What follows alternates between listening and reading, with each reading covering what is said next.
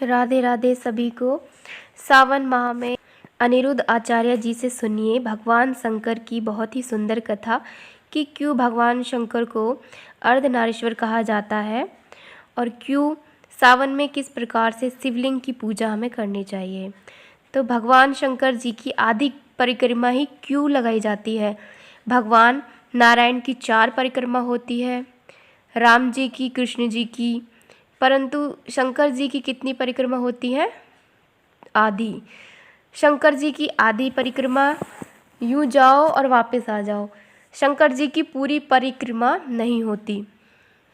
अनिरुद्ध आचार्य जी ने आगे बताया कि शंकर जी के मंदिरों में पूरी परिक्रमा नहीं लगाते, आधी ही लगाते हैं। पता है ये बात कि नहीं? नहीं तो अब पता कर लो।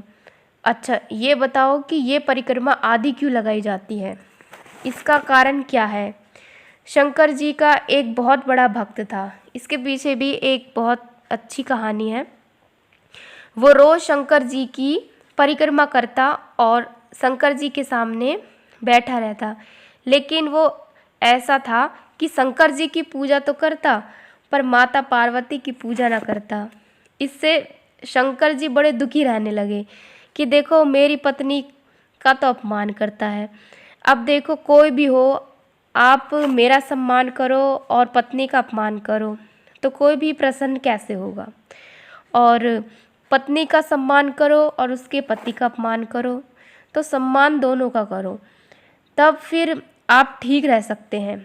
अब भगत है वो कह रहा है कि हम शंकर जी की पूजा करेंगे पर माता पार्वती जी की नहीं करेंगे। अब शंकर जी और माँ पार्वती कैलाश में साथ साथ बैठे रहें और ये क्या करे कि शंकर जी की परिक्रमा लगाए और शंकर जी के बीच में से निकल कर चला जाए। तो एक दिन शंकर जी पार्वती जी की तरफ चिपक कर बैठ गए, तो इसने क्या किया कि दोनों को पकड़कर अलग किया और बीच में से निकल गया और परिक्रमा लगाई और चला गया। शंकर जी बोले ये तो रोज़ हमें अलग अलग कर देता है। तब एक दिन शंकर जी माता पार्वती से और चिपक कर बैठ गए और कस के हाथ बांध दिया। अब लगा के दिखा परिक्रमा। शंकर जी को लग रहा था कि तुम दोनों की लगा लो, तो शंकर जी बैठ गए हाथ पकड़कर। तो उसने क्या किया, वो भी मायावी था, उसने चींटी का रूप बनाया और कहीं से भी जगह मिली तो चींटी बनकर निकल गया, परिक्रमा हो गई। शंकर जी बोले ये तो बड़ा चतुर निकला, शंकर जी का भक्त है तो रूप तो बदल ही सकता है। शंकर जी बोले बच्चू अब तुम्हारा दिमाग नहीं चलेगा। तब शंकर जी ने क्या किया, अर्धनारीश्वर बन गए। तब शंकर जी अर्धनारीश्वर कहलाए, आधे शंकर जी और आधे माँ गौरी। अब उस सिंहासन में 2 नज़र ही नहीं आए, अब एक नज़र आए माँ पार्वती जी और एक आधे शंकर भगवान। एक आँख माँ पार्वती जी की तो एक दूसरी तरफ भगवान शंकर की आँख। एक तरफ नाक का छेद शंकर जी का तो दूसरी तरफ माँ पार्वती का। अब शंकर जी पूरा आधा लगने लगे।